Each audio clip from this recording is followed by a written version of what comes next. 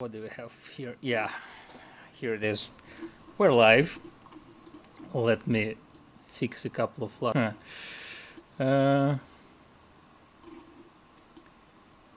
So here we are. I think we're live. Yeah, we're live. It's iBookBinding's podcast, live stream, whatever. It's iBookBinding live. And today we have Nicoline Meyer and Richard Minsky as our guests. And I have some connectivity issues, it seems. Do you hear me? Do you see me? I think it's streaming. Yeah, it's streaming, but I have issues with my internet connection somehow. Let me see what I can do. You're the one who's not supposed to. Yeah, that's true. Okay, it works. It works now. But the quality isn't really good. Let me check something. That's not the best moment for this to happen. No, actually on the streams the quality is good. I think it's just on your side. Yeah. Both on YouTube and Facebook it's going strong. Okay. Well, that's good. So anyway, you can watch it on the replay. iBookBinding here. We have Nicoline Meyer and Richard Minsky as our guests today, and Pavel, as usually, is my co-host. I'm Stepan, and Stepan Chizhov, Pavel Voronyan. Nicoline and Richard are in the US. They will talk a bit about where they are located and why they're located at the place where they are now at the moment. So we're talking about bookbinding workshops, bookbinding business, I guess, and passing bookbinding studio from one person to another today, which is something special because mostly you see that people are, for example, selling their workshop and just it goes, different pieces go to different people and that's it. But here you sort of transferring the whole practice from one person to another, which happens sometimes, but I haven't seen it really discussed on YouTube before. So of course we decided to catch this opportunity and to use it. So hi, Nicoline. Hi, Richard. Nice to have you here.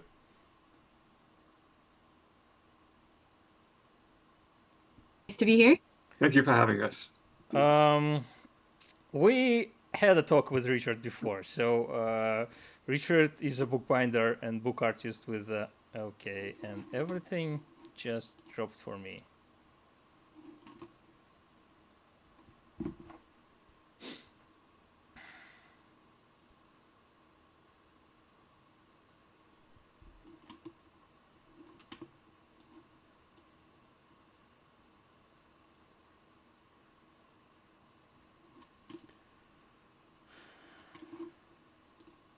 Recording in progress. Yeah, I lost the connectivity completely. This is, I don't know, the last time this is the first it was so bad for me. Sorry about that. I don't even know. Let me check my Wi-Fi router, but I don't think I can really do anything about it. Sorry. Let me check. I'm connected to the right network. Have we lost the connection to the streams too? It should be working, but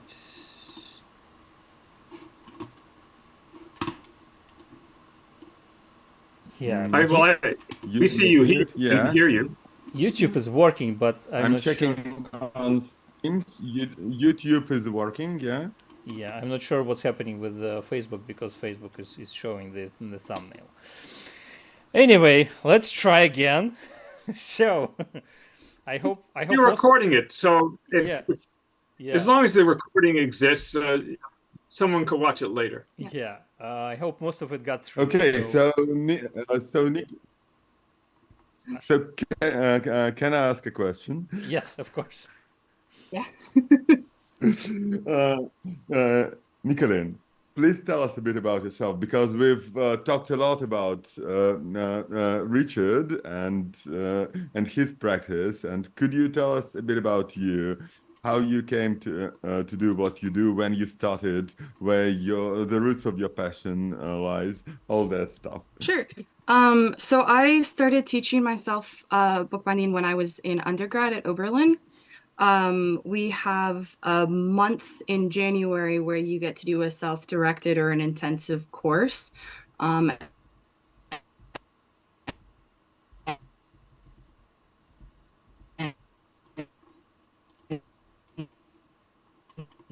project I chose for myself, the world of books, physical objects of books have always been really fascinating and important to me.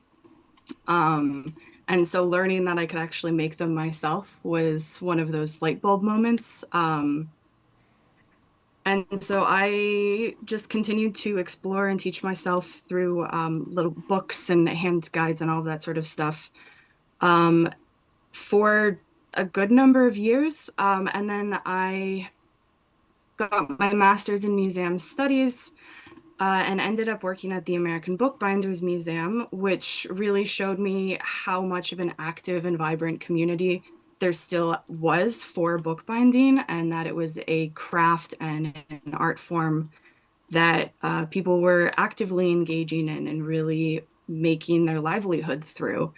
So I pivoted away from museums and into bookbinding, and I moved to Boston to go to the North Bennett Street School, did that 2-year program from there, and now I'm setting up my own business, Silver Ocean Studio, taking commissions, making works for exhibits, and I'm also the preservation coordinator at Brandeis University, so I get to keep my preservation and repair skills up through that.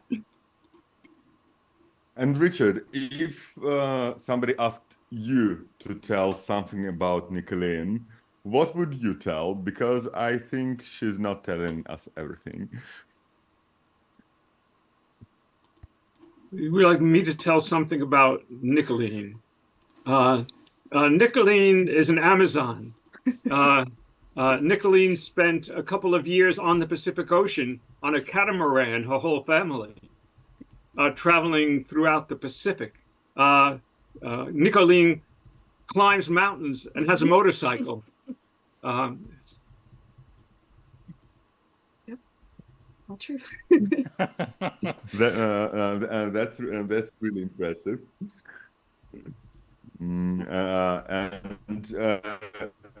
Nicoline, could you return the favor? When did you first hear about Richard, and how did you get to,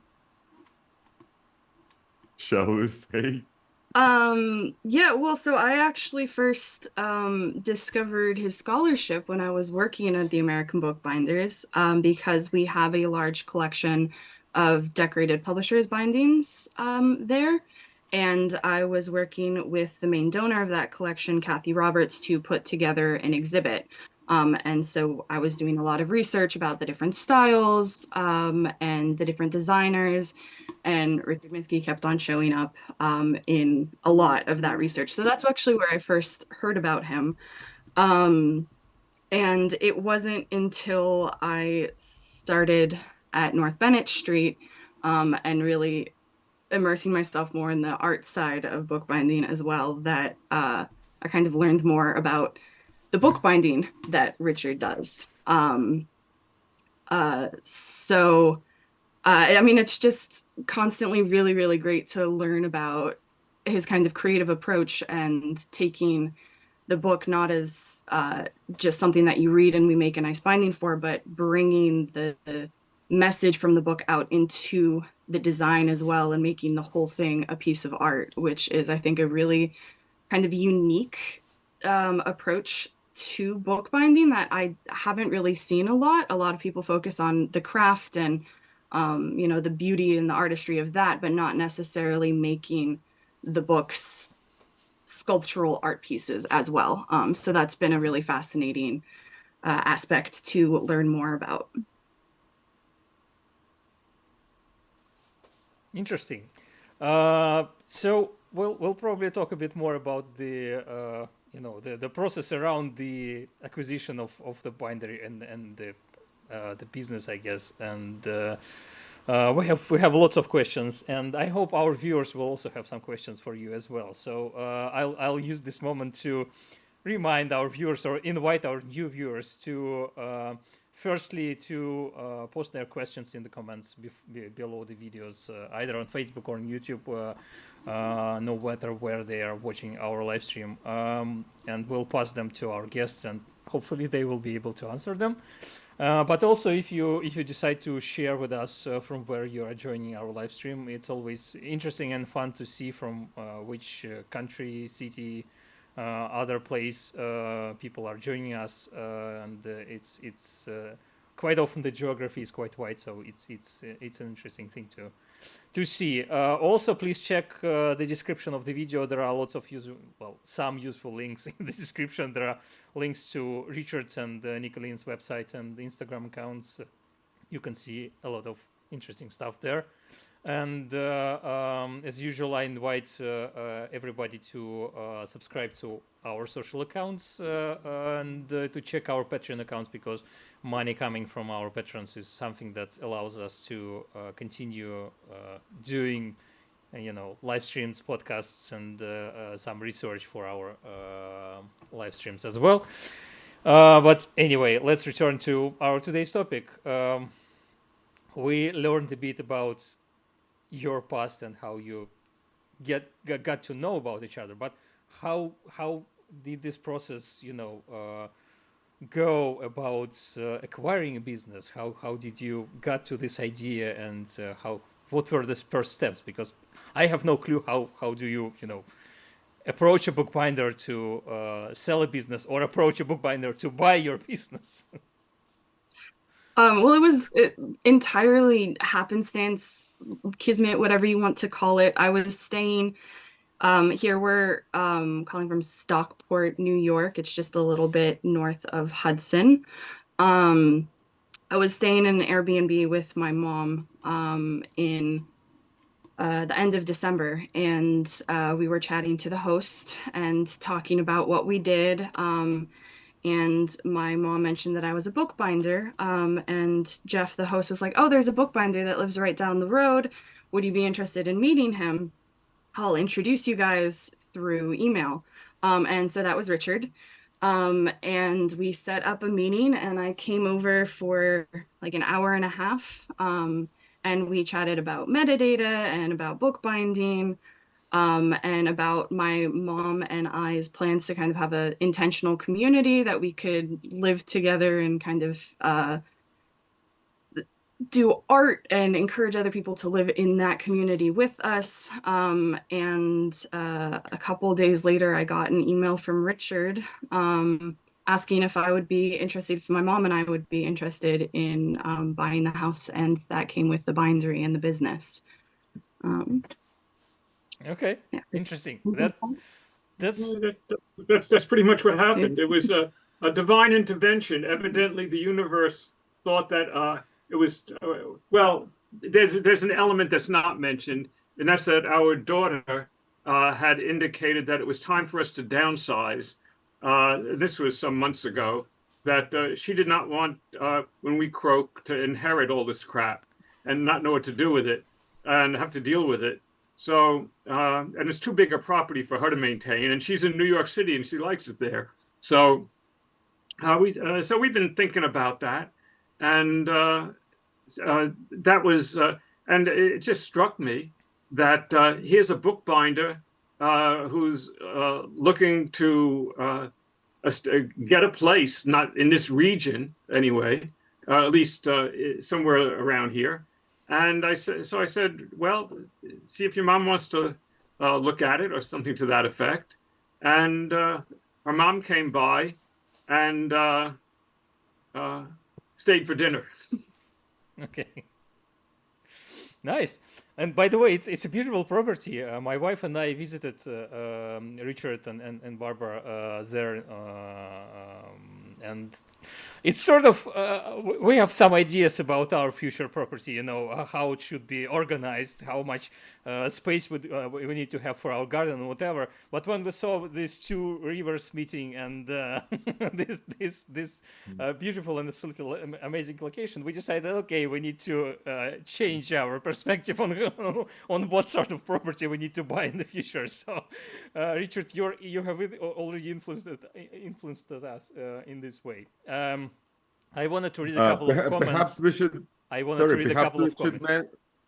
Perhaps we should mention where this place is, because apart from US, I don't think we mentioned. Where are you exactly? New York State, upstate, a little bit north of Hudson. Which nobody knows where that is either. But, south of Albany. It's a thriving little city of about 6,000 people. And it's barely a city, but it's a wonderful city. And it's it's a lot of artists in Hudson, a lot of art galleries, a lot of antique stores. It's that kind of a place. It's moving upscale in the sense of fancy restaurants and hotels are opening here, and that cater to the posh crowd. So old money vibe. This is not an old man. No, this town was not. Hudson, New York, was known for whorehouses in the 19th century, actually. Okay. So a lot of interesting history there. Yeah. Okay, let me read a couple of comments because people are writing from where they are joining us, and as I mentioned, it's always fun. Dave Turnbull, hi from Scotland. David Hennington, hi from Ottawa, Canada. Victoria Mansfield, East Hampton. MA, is it Massachusetts? Massachusetts. There's an East Hampton, Massachusetts, and there's also one on Long Island. Yeah. I blanked momentarily there for what's MA. Hi, I'm watching from London, UK. It's Melissa Sterry. Greg Walker, hi from Texas, USA. Elizabeth Yablonsky, hi from Nova Scotia. Don Rush, greetings from Plains, Pennsylvania. Hey, Don. So yeah, nice geography there. Dave Turnbull, got to say I'm getting more interested recently in decoration of books, so the concept of a book as a sculpture is quite alluring. And we should probably mention that we discussed this a lot on our podcast and live stream before, not only with Richard, by the way. And I think Pavel planned to share a link to our talk with Richard because it's also gives a bit of a background for Richard and his work. If anybody is still not doesn't know that. So also Ian or Ian Atlas. Sorry if I'm butchering your name. San Francisco, California. That's on Facebook. So we have viewers on Facebook as well, which is always nice. So again, if you have any questions, our viewers, if you have any questions, please post them and we'll pass them to our guests. We had a lot of questions, and when we discussed this live stream before with our friends or with my wife, for example, she was like, it isn't definitely the situation where they buy the studio itself. Where would Richard, live or whatever? And then you sort of answered this question because, you're buying the whole thing. And so, what are your plans for your current studio? Because we have seen some photos and the video that you shot, and where is it located? And just tell us a couple of words about your current studio. Is it your first studio? Did you have any studios before? Yeah, so it's my first studio. It's organized by Colin Urbina, who graduated from North Bennett Street in, I think, 2010. It's called the Third Year Studio, so there's 4 benches, and it's shared right now amongst some North Bennett graduates as well. So there's myself, Colin, Jen, and EJ. So it's a communal space. A lot of the equipment is shared.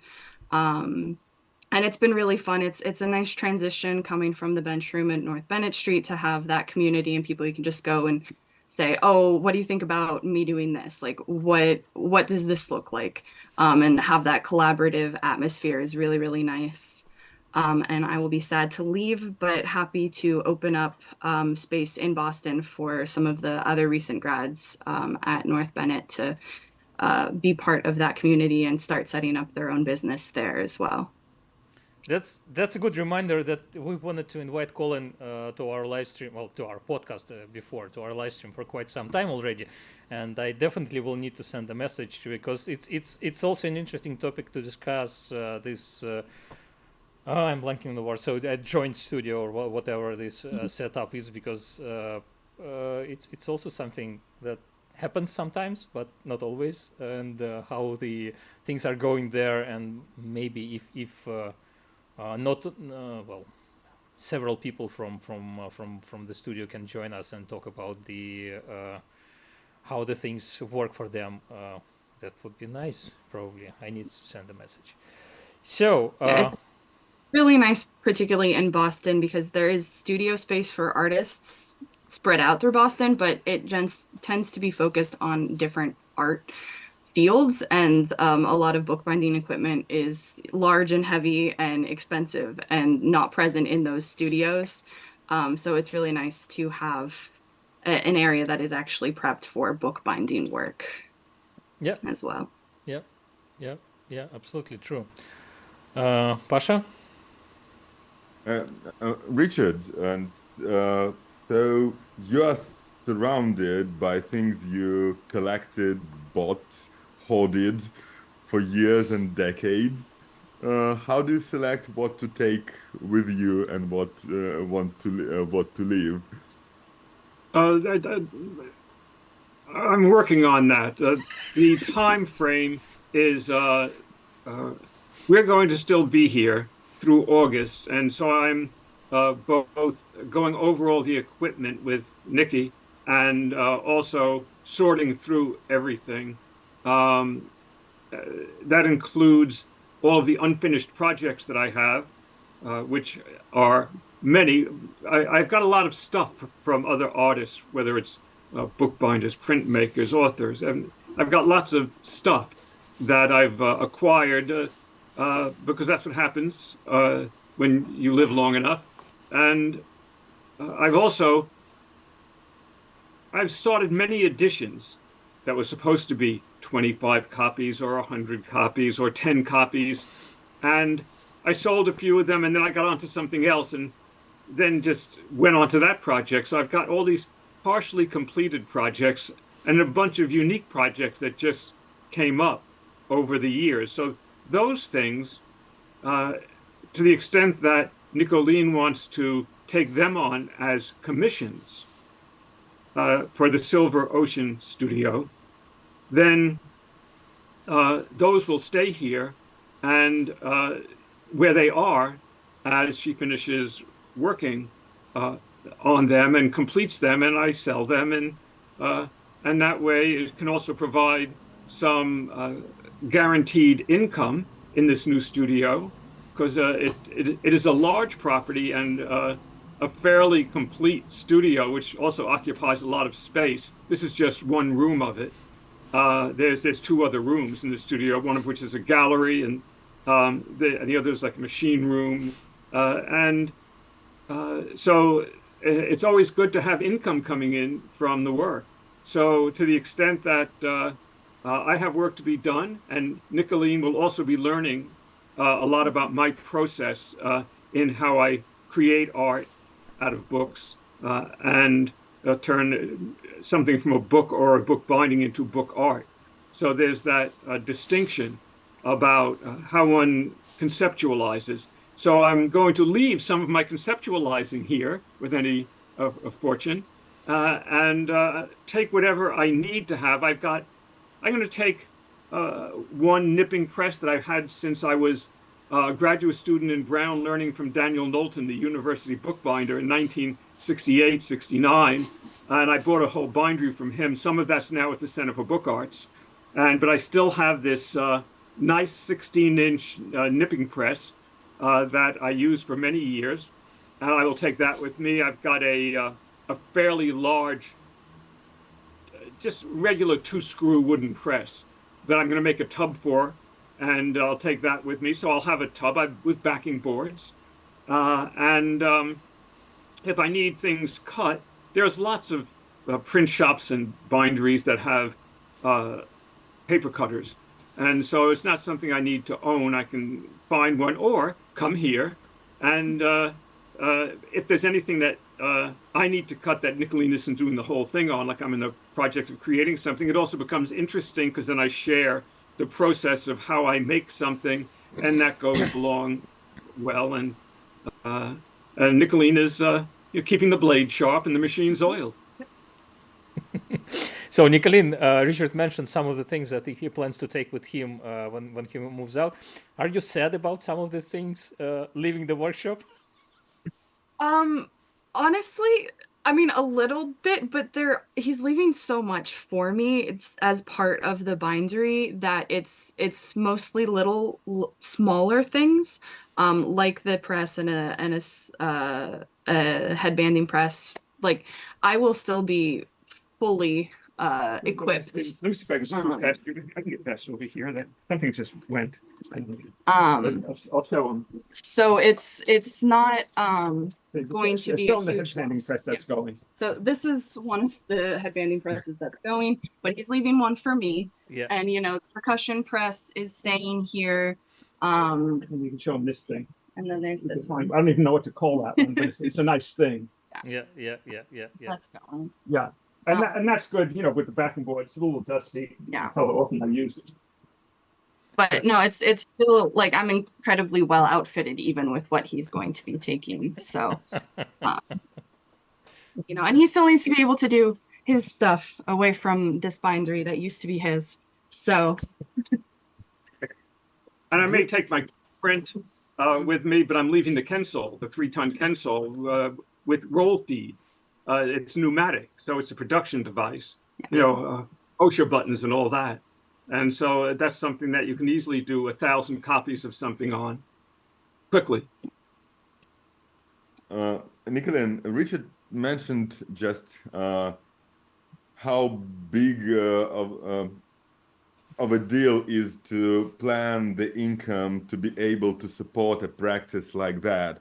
Could you talk a bit about that? Because I can't even imagine. How do you plan for that? I mean, bookbinding projects are usually pretty. It's not like a 2-week chunk of time, yeah. Like you have to plan in advance. How much in advance do you need to be able to plan to afford a studio like that? Yeah, that is something that I'm very much learning from Richard, actually, is the financial business planning aspect of it. I've been in a very lucky position that my mom has been helping me with all of this, and she's seen it as an investment for my future after she's dead, which is really kind of her. And so a lot of, there's just so many benefits to working with Richard, and one of them is all of his business experience as well. I am still keeping my part-time jobs for the while when I will be out here, so I will have a kind of steady income as I develop a business plan and start figuring out what kind of scheduling and what kind of projects I need to take on and how those will get spaced out to actually sustain my business practice. And that is a work in progress very much for me. I think kind of the area that I need to do the most work in still and learn the most from Richard in. So. Nicoline just got her DBA for Silver Ocean Studio locally at the county clerk office, and is now officially at this address as Silver Ocean Studio. Congrats. First, thank you. Richard, perhaps you could share your experience. When did you first become financially independent as a book artist and a bookbinder? When did you first feel yourself safe? Yeah. No, I've never felt myself safe, but it's always there's no safety. If you're self-employed, you're self-employed. And I bought a 5x8 Kelsey letterpress in 1960 when I was 13 years old, and 6 cases of foundry type, and started a job printing business. First thing I did was print business cards. Here, I think I may even have one here. We'll see if I still have one of those. I have my little business card collection. But here, you have businesses, you have business cards. Let's see if I can find. You know what? I don't have that one. Oh, you know what happened? That went to Yale with my archive. I only had one left, and it went. That's in the archive at Yale. But I gave the business cards to my homeroom class. I was at Russell Sage Junior High in Forest Hills, Queens, New York, as part of New York City. And when I was 11 years old and started a school there, the first class they gave me was graphic arts shop with Mr. Caputo as the teacher. Joseph Caputo was his name. And he was an inspiring teacher. I learned how to hand feed a motorized 10 by 15 Chandler and Price platen press. That's the kind of thing that 11-year-olds did in 1957. And how to set type by hand and do dry point etching and some half-assed bookbinding and that kind of shit. Pardon my French. So it was what I loved to do. And I needed money. And I said, well, I better do something I love for the rest of my life. So I bought the printing press and started a printing press. And my homeroom class was a 15% commission sales team. So everybody made money. Nice opportunity for everyone. So we have a couple of more comments there, and no questions yet, but yeah, sort of comments, and I still wanted to read them. We have people writing from where they are joining us. Once again, that's nice. Congratulations from Spike, NBS, I guess that North Bennett School. So what else do we have here? Hi from Norwich, UK. Silk Lines. Well, that's a YouTube handle, not a name, but anyway. Nice to have you here. Paphausen 2. Greetings from Syracuse, New York. Don Rash wrote, "Hey Richard." I guess that's the reply for Richard's comment. Victoria Mansell writes, I love the idea of book being a work of art. Yeah, not only sculpture, but also a book of work of art. Missy Hall Nicholson, hello from Grafton, Massachusetts, USA. Melissa Sterry, I find this really interesting because I learned bookbinding at university from an artist book point of view, so I have less skills in conservation.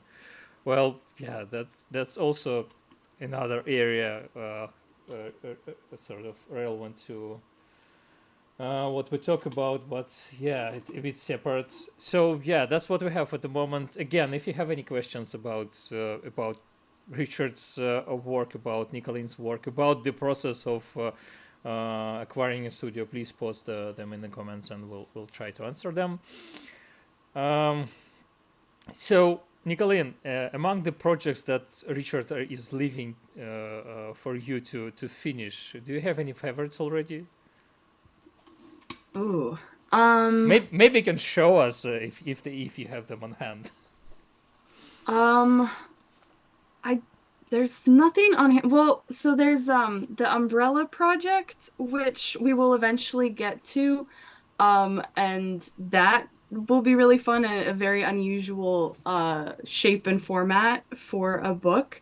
There's also the pop-up box for the Callan Solomon's Lamb, which is actually patented, and there's a whole patent diagram for how it all works, which I have poured over and am excited to actually try to put together and figure that all out. So not one favorite. I don't think there's just a lot of really cool projects and also just more production opportunities too. I really enjoy the opportunity to repeat a lot of actions on the same edition and really kind of hone those skills that way. So I'm just really looking forward to all of it. We talked, returning to that comment about conservation and stuff, we talked quite a bit about book conservation and book research and book repairs on our podcast and our live stream, and the fact that these three are very different processes and approaches to books and materials. Where do you put yourself on this scale? Definitely more towards the book artist, bookbinder, and less the conservationist, preservation side. I really enjoy the creativity that you get to bring in on your own work.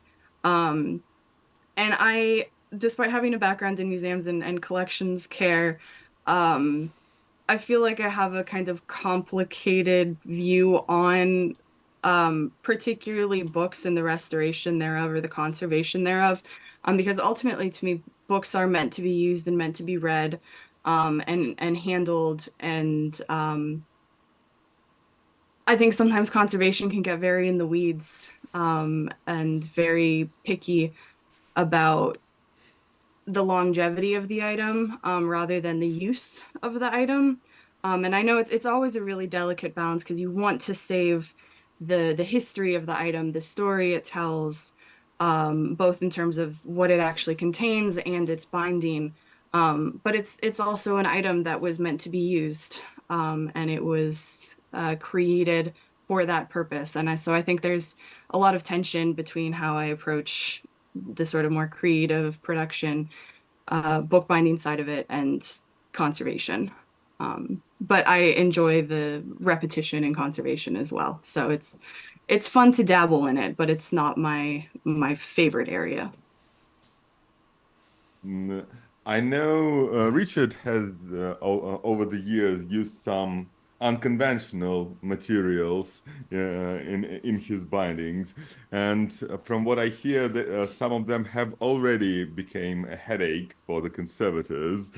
I mean, just last time, or was it the one before that, we mentioned your blood and what happened to it, but you also use so many other objects in your book sculptures.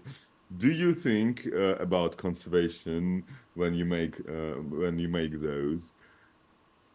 Yeah, of course. I use archival materials where appropriate, and where appropriate, I use metaphoric materials that may not be archival, because I'd rather have something I love that lasts a minute than something that I don't love that lasts forever. So I think it's important to make sure that one loves what one's doing and the statement one is making, and is making it as powerfully as possible. There's a conceptual aspect to the books I do as well. Even if the book is completely gone, there are books of mine that have been stolen and never turned up again, and they're still on my website. So people can still see them and can get the concept of what that book was. So maybe they won't be able to see and touch it, but as conceptual art, it actually was reified, made into the real world, and somebody somewhere has it. But it still is. And most of the work that I do and that most artists do is not seen firsthand, but is seen through reproductions in catalogs on the internet as images. They are not real. They are illustrations of the work. So they don't carry the metaphoric power of an artwork, but they still do communicate some of the essence of what happened. But I know conservation materials. I keep my pH testing kit, nearby, and there's all those things that you need to do if you want to be sure that your work is going to survive, because for the most part, even the blood will still be there. When I did the book with the blood, I also used red paint that I matched to the wet blood. So it still is the same color as my blood was when it was wet. Within a matter of days, the blood had turned a kind of brownish and didn't feel like fresh blood, but the book still looks like fresh blood and has enough of my blood in it that a DNA test will provide positive identification. Yeah, that's exactly the book we discussed with Ian Khan during our live stream from the New York Book Fair. So yeah, he had one of your books. Well, he had several of your books, but he had this one as well. Yeah, it can't happen here. Yeah, exactly. With some lead type sprinkled over the cover. Which it's not just sprinkled over. It's not just sprinkled over. Actually, each little piece of 8-point type was particularly placed and glued in place, and the pattern that it makes was an intentional random pattern. That because the motion, like in painting, the motion that the eye makes is very important for the decorative aspect of a work. And even a work that's metaphoric, you want to have a decorative aspect because you want people to want it. One thing, you want to sell it, but you also want people to want to look at it. And the feeling that you get in the motion of the eye following those random movement of type is not actually random, but it's 8-point type because in that book, which is about a buffoon who is elected president and becomes a demagogue. And the protagonist of the book is a newspaper editor who, when the government people come in to make sure he doesn't print anything other than their news, they steal an old hand printing press from the basement of the newspaper publication office that isn't being used anymore. And they steal some 8-point type, a pocketful at a time. And they produce a pamphlet called Vermont Vigilance with the 8-point type. And once the government, they called them corpos because all the laws were made to benefit corporations. Once the corpos found out, imagine that happening in real world. It can't happen here, right? And so that book became a bestseller again. That was written by Sinclair Lewis in 1935 when the Nazis were coming to power. Just a few years before the Nazis had their big rally in New York at Madison Square Garden. You may recall that from history. But but anyway, the point is once they discovered where it was, that cover represents, because I printed Vermont Vigilance in 8-point on an old hand printing press, the Kelmscott-Gowdy press that the Kelmscott-Chaucer was printed on. That's when I was artist in residence at the Rochester Institute of Technology. So the 8-point type on Vermont Vigilance with the blood represents what happens when the government agents find out where that pamphlet's being printed. So there's a lot of metaphor involved in that, not just a sprinkling of type. It's that type is metaphoric and is actually arranged.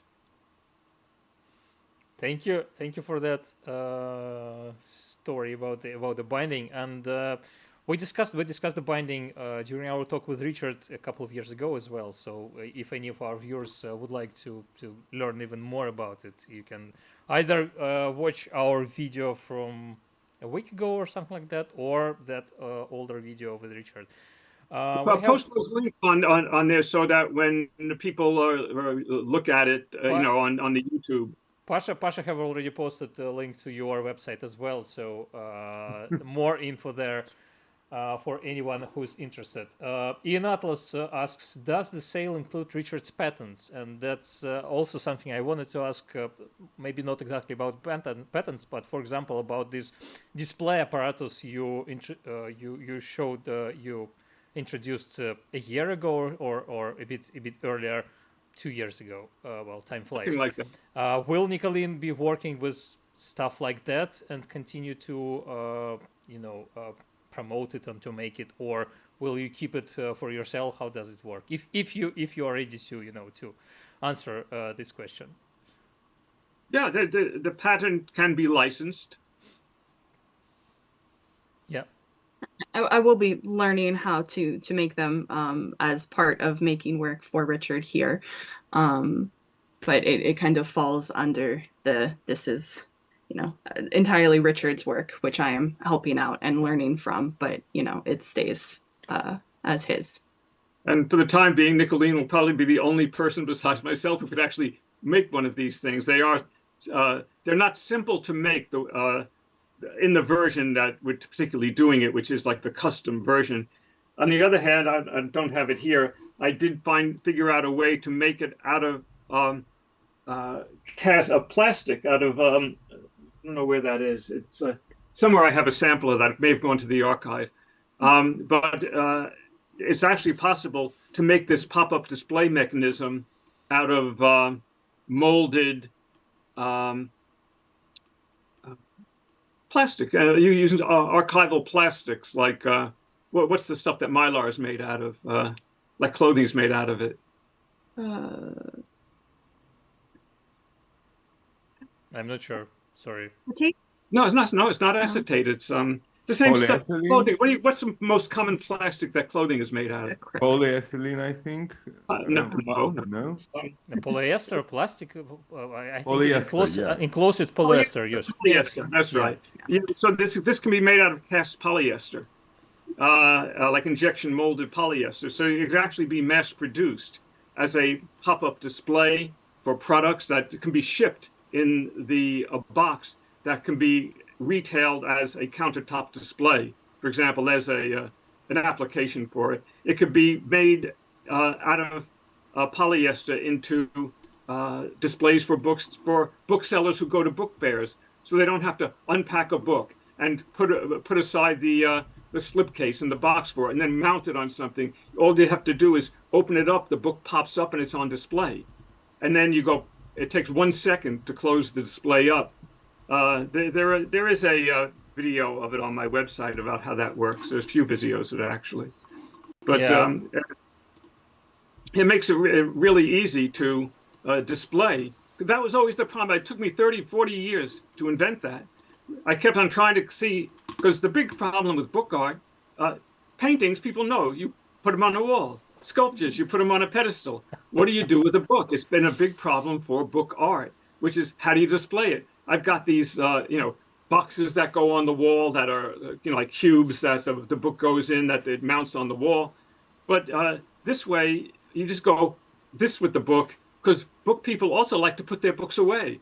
Book people are not like everybody else. Mm-hmm. They like to hide 1,000 books in their library so that just like a spine is showing, and they're the only ones who really know what they've got. And they pull it out and they show someone. And this way you could actually pull it out and show it, go pop, and it pops up, and you see the binding, and you can display the book in however you want that way.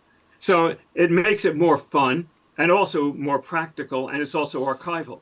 So it has all of those elements to provide display for book art, which is important to book artists going forward if the market is to develop more in the art market. So more people who are art collectors will also become book art collectors, which is important to the book art business. Interesting. I hope this answers Ian's question. There are so many people watching the live stream who are much faster with us remembering the word polyester. So thank you everybody for that. I'm getting old. My memory isn't what it never was. What else do I have in the comments? Let me check. Melissa Sterry, am I correct in thinking that Richard is mostly self-taught? If he is, I find that very encouraging. Well, we discussed that during our talk with Richard before, but Richard, if you can briefly answer that question, that would be nice. Well, aside from junior high school, where, in graphic art shop, after that, in printing, I'm mostly self-taught. Though I've traveled around the world to see what other people are doing, and the same thing with bookbinding. But at Brown University, I studied with Daniel Gibson Knowlton, who was the university bookbinder, and he was a master. And he taught bookbinding in the historical way, which is the first thing he taught was sewing on raised cords. And he didn't teach Coptic because that wasn't much of a thing in 1968 when I was doing that. But so we first did raised cords, then we did recessed cords, and then we did tapes, and then we did case binding. So I learned bookbinding in or sort of organically in the way that it developed historically. So sort of. but not completely self-taught. That's Oh, no. probably. And then I traveled around the world and went to every bookbinder I could find wherever I was. And I was very fortunate to, visit Sidney Cockrell and Bernard Middleton. And, you can go down the whole list of all of them. And in England. And then I went to binderies in France and to the Centro del Bel Libro in Ascona and through Italy. And so I got to see, I went to places where I had conversations with bookbinders and neither of us spoke the same language, but we had conversations where like in Verona, I talked with the bookbinder at the Biblioteca Capitolare. And he had these books. He was the only one allowed to cut olive trees for book boards because they were such important historical books and that was the right stuff. But we had this whole conversation. I talked English, he talked Italian, but we were talking books. So he could point to a part of a book. And so I would learn the Italian name of that part of it from him pointing. And so you don't have to speak. And other times I'd go to shops where there'd be 20 bookbinders working. And I could just, once you know how to use a bone folder, you can see if someone holds it differently. Once you know how to use a paring knife, you can see if someone uses it differently. And so you get to see, what's the angle of their blade? Do they are they using the curved blade or the straight blade? Do they hold it this way or that way? Or, there's these different ways of. So once you know the basics, you can just look at what someone's doing and enough to figure out why they're doing it that way and what's the difference and what could you use that for in your own work. So so I wouldn't. It is sort of self-taught because I would go around and look for these things, but I was self-taught by a lot of different people. Nice, thank you. So a couple of more comments. Walk the Walk, Bible Rebind and Bookbinder. Hey from Dallas, Texas. Thanks for having this. Thanks for watching. What else? Dave Turnbull. Sometimes some things are simply meant to be ephemeral, but where possible should always be beautiful. I guess that's related to Richard's earlier comment about using of different materials. Victoria Mansfield, fascinating. I'm looking up both your websites and links. It can happen here, and Vermont Vigilance. What a wonderful project. So yeah, that's that. Nicoline, I had a question for you and I'm blanking. I forgot it while I was reading the comments. Oh yeah, that's something we quite often ask our guests, and not often it happens to younger bookbinders. But as you are getting such a huge studio, and you mentioned that you'll be writing a business plan and stuff like that. Is there any place in this business plan for any apprentices? And what would be Richard's advice on having an apprentice? I don't feel like I know. I'm very much still in the apprentice self area myself.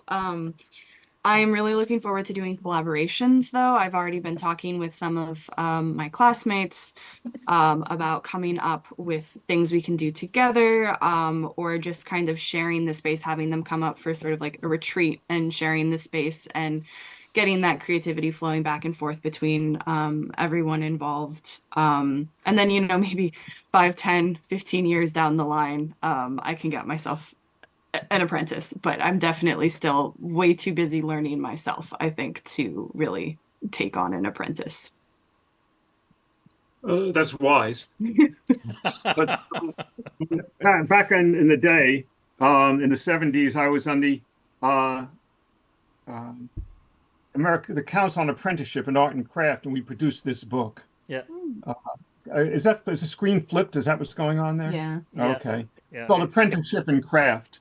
And anyone who's interested in either having an apprentice or being an apprentice, you could probably find copies of it on, used somewhere that's long out of print. But it's called Apprenticeship in Craft, A New Look at an Old Concept. And this was published by Daniel Clark Books in 1981. $10 on Amazon. I'm posting the link now. Okay, there. Someone's going to get it, right? Yeah. But yeah, I started the Center for Book Arts with my 3 apprentices that I had at the time. And and then more people popped in very quickly. Soon I had 6 apprentices, where one was the lead apprentice and would come in early to set up the shop, so everybody's workstation was all set up. So they came in, they knew what to do. And I paid twice minimum wage to all the apprentices at the time, because it's important that they were able to survive. That didn't mean that they didn't have to have other jobs, because twice minimum wage at that time was $3.50 an hour. With a minimum wage in 1974 was $1.75, I believe. And but there's been inflation, and prices were very different in those days. But it's one of those things that there are paid and unpaid apprenticeships. There are things like that, but this goes through the whole process of finding an apprenticeship or finding an apprentice, of nurturing the apprentice, releasing the apprentice. There are all that's in the book, and it's all important stuff. I had many apprentices over the years. Some of them have gone on to prominence in the field. Okay. I'm considering having not an apprentice, because I don't think apprenticeship is something relevant for my business, but an employee, and that's a bit of a scary change of pace of and everything, and trusting a person to to enter your own space and do stuff. And I had a business with employees years ago, and it didn't end well. We had some issues. Pavel, tell us about it. And then pour us some wine while you're at it. Yeah. Well, one of my employees was drinking during deliveries, and I had almost some of the clients calling police, and then it was it was really hard to fire him, because we are not. It's not the U.S., It's really hard to fire a person almost anywhere in Europe and in Russia as well. So I had to sort of get a written and signed report from the police that he was drunk, and only after that he agreed to to be fired, not to be fired, but to leave the job or something like that. So anyway, that was fun. We have. So basically, your advice on apprentices: don't. I didn't say that. Well, my personal experience was strange, but whatever. Dramatic. I'd like. An employee is something else again, but an employee is something else again. And I had the advantage that I incorporated not-for-profit. So I was in a very different kind of zone than other businesses. And at that time, the apprentices weren't exactly considered employees the way, even now in the nonprofit, they have to be. And actually at the Center for Book Arts that I started in '74, where this all happened, right now it's unionized. So it's not only employees, but there's a union. So there's all these different aspects that depend on your local circumstances. Yeah. And I mean that globally. Yeah, that's true. That's absolutely true. So I'll read a couple of more comments or questions, and maybe we can switch to a workshop tour or something like that after that, and talk a bit more about setup of the bindery, and some books, some projects that you're working now on, or will be picking up from Richard or whatever. Hanfleet, hello from Lancaster, UK. Late to the party, but we'll watch it all from the start later. Well, that's an option. That's definitely an option. We have a lot of regulars today, and that's a great pleasure to see all of you here. Thank you for joining us today. Spike, Nancy Minogue, do you have a written contract stating where the bindery becomes strictly Nicoline's? That's an interesting question. If you don't want to answer it again, don't answer it, because but if you want to answer it, who do you want to answer that? Nicoline should answer that question. It was included in the sale of the house, which has already gone through, so it is legally already mine. But part of the contract for that also included the continued residence for Richard and Barbara through August. So, yeah. and the contract under which the sale took place specified that I am to be Nicoline's mentor or some word to that effect during this time period. So to the extent that Nicoline actually has time to leave Boston and come here and do something, which is not much because it all happened so quickly that it wasn't a fast pivot. But as we get into July and August, I expect Nicoline will be spending more time here, and like that. And Barbara and I are house hunting. At the moment, we're planning to rent on the east end of Long Island, which is where we had a house before we came here 26 years ago. Yeah. Okay. Thanks a lot for answering that. Nicoline, I also wanted to ask you, you mentioned that there's enough space for collaborations, but then there's also enough space for teaching, perhaps not apprentices, but kids, beginners. Do you plan to do that? Yes, well, I'm already starting a series of sort of introduction to bookbinding classes at Shepherd and Maudsley in Newton, which is just outside of Boston. And it's kind of going through case bindings and starting, with flatback, talking about production and burdell, and then going into rounding and backing, and even introducing a little bit of leather work at the very end of that series.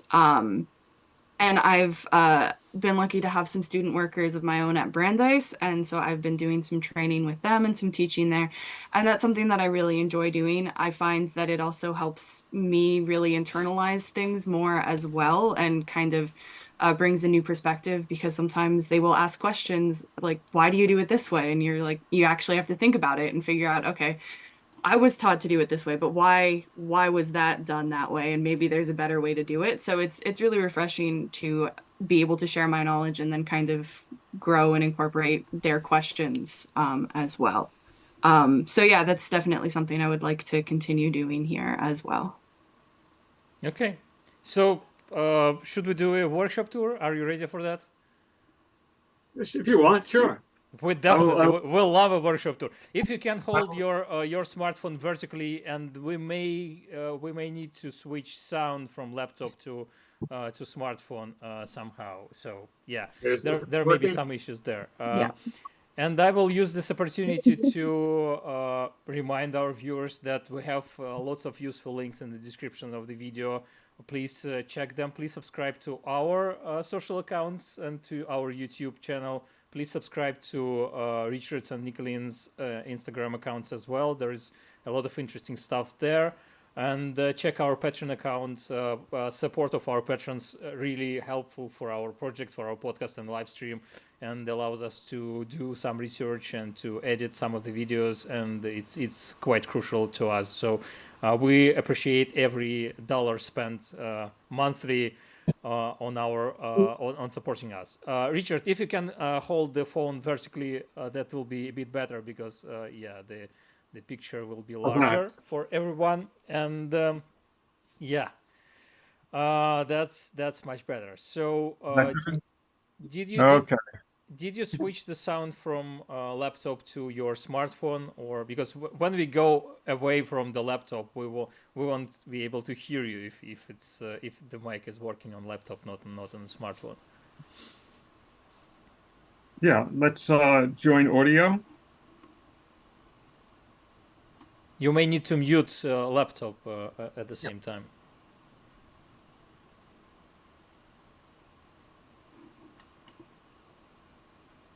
Okay. No, that's not because we're getting the sound on that. That's all. So what I'm going to have to do is turn up the sound on this one here. Actually, we'll have to. Now it's working perfectly. Okay, and now I can hear you on this now as well. Okay. So this is the here are projects. There's the usual stuff you find. There's rolls of leather. There's a board shears.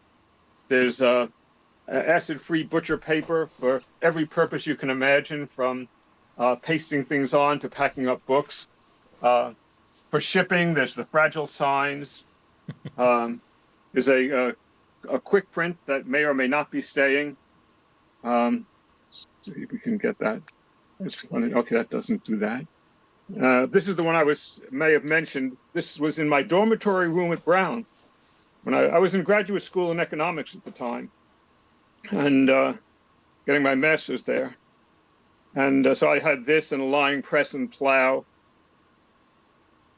and the usual stuff: nipping press, the hand tools. Nicoline has her own of those. I've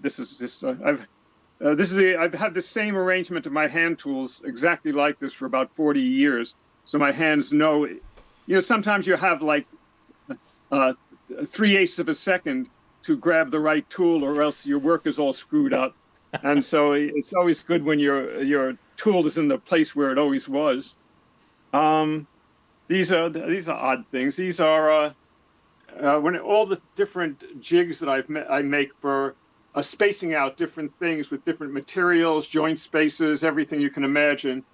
And of course, you need to maintain your climate at a certain temperature and humidity. I can see some iBookBinding still there as well on the workbench. The clamps, the plastic and magnetic clamps. Yeah, of course. They're very important. We have those, and don't forget these, which are used all the time. Okay. For corner trimming. I'm happy to hear that. That stuff makes life easier. Let's see. There's Artsy and Fartsy. And let's see. There's some bindings that I started. Around 1969 or 70, and never finished. Now, speaking of works that are unfinished, there's the plow, and there's a sewing frame. Here's the pencil with the roll feed, and it's pneumatic. Mm-hmm. It's got the 2-button, OSHA approves. You can't have your hand underneath when it's stamping. This is a plume skiving machine. If you're going to do, I use it even for one book. It's just so fast for skiving. It's great, but I don't do much edge pairing because I like full thickness leather. I tend to use a French knife and go around where it goes over the board to get a little crisper edge, and then I fill in with 2-ply museum board. Where the turn-ins are, because that's about the same thickness, 0.7 of a millimeter, as the most bookbinding leather that I use. But this is the plume skiving machine, and it really makes pairing easily. These are coming with me. These are fencing masks. I'm a saber fencer. Let's see. Over here, this is also staying. Of course, here's the bullwhip. This if you have apprentices, you have to make sure you've got the whip and keep it handy, because that's mandatory. It's mandatory. Well, Ian Kahn is an expert in flagellation. And so this is the wonderful Bertrand Frère percussion press. It's just the most wonderful machine ever invented. Of course, you have to be able to see close up. A miscellaneous cabinet for all kinds of junk. This is not a table. This is just a working top. Under here is the lying press with plow tracks on it. And we're not going to take that apart to show you, but that's there. There's a bunch of the others, miscellaneous machines. There's a little light box. There's kitty litter. We don't have a cat, but you know what that's for. Let's see what else we have here. Well, we haven't figured out this part of it yet. This is the reference books on bookbinding and and book covers and art and the like. Let's see. This is current project, the catalog of the Barbara Slate archive. This is, I've got over here are 25 more copies to be bound. And this is Barbara's a cartoonist and a graphic novelist. And this was not the final version. This was a uncorrected proof of of that. What else we got here? The printing press, which is an Epson. No more letterpress for me here. And I go to other shops if I need to do that, like RIT, Carey Collection. These are some of the projects that are in process. There's my book of self-portraits, the Jonathan Williams and Bill Anthony's Anathema Maranatha, my own book, Notes. All these are on my website. I Want to Be Riveted. It was a performance from 1988. Kathy Thayer's Immortal Dreamers. Minsky's Animal Magnetism, a book made from 18th century engravings. There's still 3 copies of Minsky in London to bind. So there's a lot of stuff. There's the Amelia Barr book up there. And then there's, of course, all these books to figure out what to do with. There's about 500 American decorated publishers bindings here. And of course, there is a guillotine, nice guillotine. And then there's this workshop too, which has there's a sewing station where you get to look out, and these are the for making hardware. Well, things that where you have to drill things and cut things. And I do waxworks. There's a waxworks also, and there's always more presses floating around here. And more projects, more work in process, stuff that's going to the archive. All this mess is not Nicoline's, but the part that's a mess will be all straightened out by the end of August. And of course, there is the saddle stapler, which is one of my favorite bookbinding tools. This is Catalin Valentine's Lamb. If you go to my website, you can see this. This is the one that will have the Nicoline will be making the pop-up display for, as well as binding them. And that's a pretty. Oh, and then there's the desk. Nicoline's getting the desk too. It's a nice desk. Yeah, that's a nice desk. I should say that the space is much more organized compared to what it was when we visited you and Barbara a year and a half ago or so. Well, we're working. Well, I had to. This is Nicoline's workbench over here. Yeah. And and so I had to make another workbench. I had to. When you were here, it was just me. I could do anything I wanted, and I just needed the table I was working on that day. When you have 2 people working in the same space, it's completely different. Yeah. Everything has to accommodate. Maybe we should switch back to the other machine. Yeah, sure. Thanks a lot for the tour. That was. Yeah, I'm going to turn this one off. I think it's been on long enough. Okay. Let's see. I think I can figure out how to exit the meeting from here. Should be fine.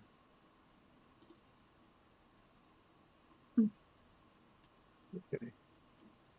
So while Chopper is reorganizing the stream, guys, there's a question that is often asked by our viewers, and we also always enjoy the answers because they're always different. So, are there any books on bookbinding Richard or Nicoline would recommend?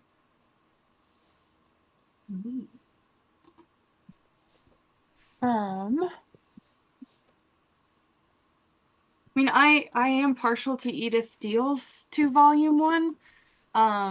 That was kind of my introduction to bookbinding manuals. And I love that it has the history section as well. My undergraduate degree is in history, so that's something that I always really enjoy. That or Zermais, medieval, the archaeology of medieval bindings. I think those are kind of my two favorite bookbinding manuals or handbooks. The second one, we're having an echo, are we? No? It was a No. glitch. I don't The know. second one I just finished rereading, and I've just found what's his name? Nongbri, I think, and a Norwegian scholar who made a sort of follow-up to that, and he understands archaeology of a book as a somewhat broader concept that I also highly recommend to those interested in really early bookbinding. Those were just unavailable basically to Jimai, so yeah, that's a great choice. I should probably say that Sirmai's archaeology of medieval bookbinding was the first very expensive book I ever bought, and I was an adult already at that moment, and it was absolutely insane for me to pay something like $200 for a book, and especially as well, probably in the US people are more used to paying a lot of money for books in university, but here in Europe it's wild so to pay something like that. Yeah, thank you, Richard. Any of your favorite bookbinding books, tutorials? Well, Bernard Middleton's books I love. The History of English Craft Bookbinding Technique and the Restoration of Leather Bindings. But here's the book I learned from, and I still refer to it, and it's called Basic Bookbinding by Lewis, A.W. Lewis. Let's see if I can show you I can't show you the cover because of this copy I got. The copy I got, of course, the dust jacket is glued to it, but it's available, I think, as a Dover reprint also. Yeah. It's called Basic Bookbinding by A.W. Lewis, and it's a nice thin little book, and it's my standard reference when I need to remember how to do a single section binding. How am I going to do the end papers on this one? It gives you your options for that and things like that. It's very practical, simple, straightforward. We're I guess getting to the end of our live stream, and we'll probably have 10 minutes or so if you are ready to stay with us for a bit longer. We have a couple of more questions in the comments, but if anyone still has any questions, please post them now, because the stream will end soon, and that will be your last opportunity to have your question posted and hopefully answered. I had one more question for Nicoline. So the studio becomes your space, and obviously every person has their own habits and quirks and ways of doing things.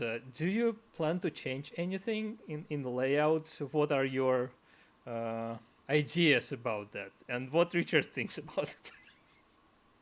I don't have any concrete plans, mostly because I'm not entirely sure what all is going to be leaving, so I haven't made any concrete plans about where things would be shifted. I'm thinking about it. I don't have any solid plans. I mean, I think it is laid out really nicely.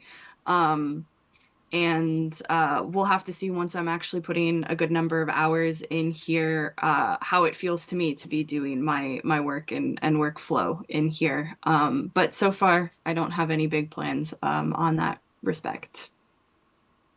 Okay. Good answer. Thank you. So Victoria Mansfield wrote, I love that you both are doing a transfer of the entire studio versus closing and selling each piece to different buyers. This is a lovely transfer. And that's sort of the main idea behind our decision to invite Nicoline and Richard to this live stream, because firstly, you don't see this happening too often. And quite often transfer of tools happens when a bookbinder has already died and there is no opportunity to do a proper transfer, which is kind of sad, especially when the collection is sold either to scrap or to to lots of different people who not always use the tools or something. But yeah, That's really great to have this opportunity to talk to you about that. Thank you both. Yeah. So Dave Turnbull's question we have already answered. Walk the Walk Road just bought the A.W. Lewis book on eBay based on this recommendation. So yeah, this works. Yeah, I think there are multiple editions, so there is a lot of choice which edition to buy. Well, doesn't really matter. It's a popular book for good reason. Yeah, I think I have at least a couple of copies in different editions in the bookshelf behind me. It's simple. That's the nice thing about it. Yeah. And I also couldn't but notice that even after all those years doing bookbinding, you still use basic manuals as well as a big reference library, and it's probably something to remember for those who are just starting, that you'll need all those manuals, keep them, collect your own libraries, collect your own references. Yeah. What else? Particularly when you get old. There's some things that you may not have done in 40 or 50 years. Hanfleet, do you listen to music in your studio while you work, or do you like it more natural sounding? Especially as you have natural sounding space around your studio now. I'm a big podcast listener or audiobook when I do bookbinding. When I don't have to really engage my brain, when it's just like production, like folding or sewing, that's when I do those things. When I have to actively think or like engage creative decisions, then it's music. But I'm excited to experience the sounds of nature as well. Maybe I'll be playing music quieter than normal. I won't use headphones. Richard, what about you? And what about you, Richard? How do you? In my younger days, I was an audiophile. I've still got now got a bunch of unused amplifiers and speakers floating around. I listen mostly from my computer. I listen to classical music stations. There's a very good local one, MHT, and I also listen to WQXR in New York, which I'm familiar with. The good news is you can listen to any radio station in the world on your computer, and I've got a subwoofer and a decent, sound coming out of the computer. Mostly I listen to Baroque music, string quartets, Chopin, that kind of piano music, things that it's not the things that make a pleasant work environment for me. Jazz occasionally. Okay, thank you. Richard, I guess my last question to you as well. You mentioned giving out, or I don't know, passing some of the items to an archive, to some institutions, and we discussed that during our previous talk with you, that you passed some of your collections or things to archives before. Do you plan to give away some of the things you have in your studio now to an archive, to some institutions? What are your plans for that? My archive is at Yale, and every year I give them my process materials for the previous year. They still acquire my editions and some unique works and that I produce, and then they are given the process materials so that a researcher in the future can see how I came up with these and develop these different projects, so that they've got proofs and studies and material samples and all that kind of stuff. So all that goes to Yale as part of my agreement with Yale when they bought my archive in the first place. They've got every edition that I've published, and a number of unique works. Some of the most important ones. They have The Crisis of Democracy, The Birds of North America. They have Catalin Valentin's Lamb. The other ones, collections, were collections that I built, that I sold to University of Alabama, of Indiana and Bloomington, the Penn State, the Boston Athenaeum, places like that I build collections, and then they acquire the collection, which benefits them because the whole collection costs probably what they would have had to pay a curator to assemble it themselves. So it works out for me, it works out for them. And those are the things that I produced catalogs of, like American Decorated Publishers bindings. And so those are collections that I build and sell. So those I sold. I put out the catalog and sold the entire collection and copy number 1 of the catalog to each of those institutions. So that's how I did that. What you see now in the exhibition of these works in progress, if you want to call them that, this exhibition is called Unfinished. I chose that name because the Metropolitan Museum of Art had an exhibition called Unfinished about 6 years ago, which was all, in that case, it was famous artists' works that were either intentionally or unintentionally left unfinished. But that I'm not going to sell as a collection, I don't think, but as individual pieces are finished, or people, if I ever get the catalog done, people can commission essentially me, which means Nicoline, to finish them. So that's something to keep an eye out for going forward as Silver Ocean Studio becomes part of the a contracted production studio for Minsky Editions. Nice. Okay, so I guess that's it for today. I'll read a couple of more comments that are left there. Everybody, thank you for your time. Thank you for sharing your experience. That was really great. Truly, thanks. And so what else? Walk the Walk wrote, true on the transfer of tools, but it also gives some of us newbies an opportunity to get tools and equipment if a bookbinder studio is sold out piece by piece. That's true. That's also true, and that's quite important. Facebook shows lots of pop-ups to me. Tienda Vavas, what are your advice for young bookbinders planning to have a bigger bookbinder studio? What is the first equipment that you'll invest in? Because in my case, I always improvise, but soon planning to invest in more proper tools. I guess that will be the last question from our viewers, because we're already finishing it. But yeah, if you are ready to answer it, please do that. That's up to you. You're the young bookbinder.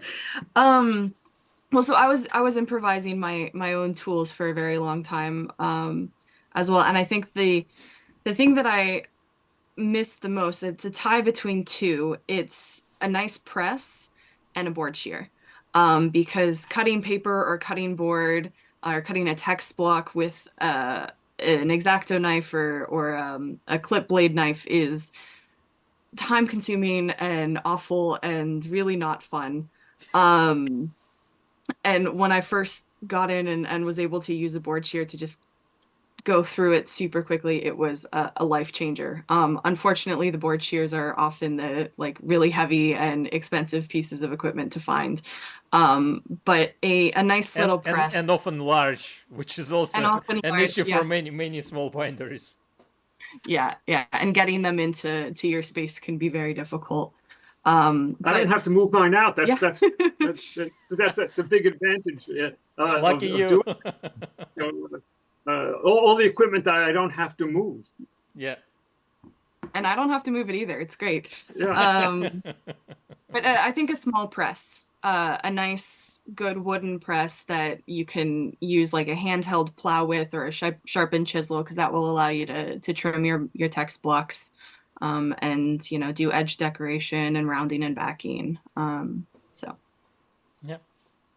True. Absolutely true. Thanks a lot.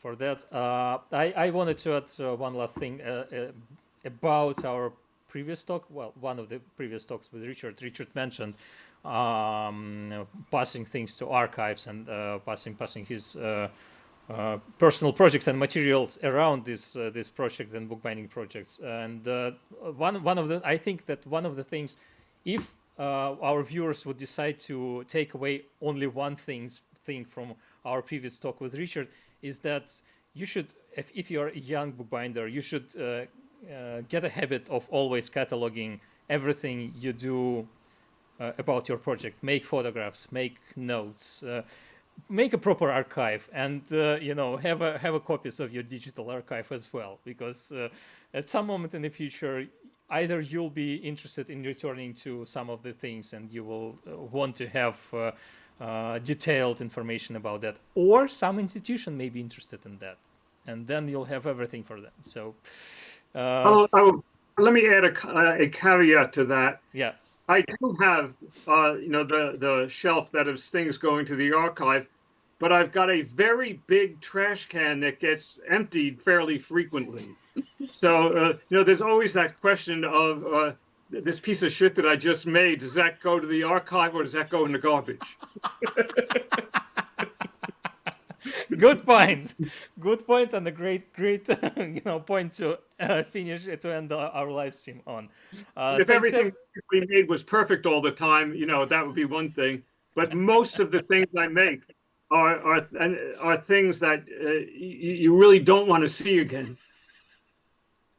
Okay. Well, as Pavel mentioned, we'll stay on stream for 30 more seconds or something like that until the stream drops on both Facebook and YouTube. Please check the links in the description and subscribe to all of our social accounts, Instagram, YouTube, whatever. And next week we are... And the Patreon. Make sure you support them on Patreon. It's very important. Because also you get these notices through Patreon that say... iBookBinding is doing something. Watch it. Yeah, that's true. That's absolutely true. Thank you, Richard. Next week we're talking to Luigi Castiglioni, an Italian bookbinder and musicologist by profession, and sometimes he mixes, his musicology experience and bookbinding, and that should be also an interesting talk. Then we are taking a 2-week recess for early May holidays, whatever, and then we'll return with some more live streams. So stay tuned, subscribed, and let's see what happens next. Thank you.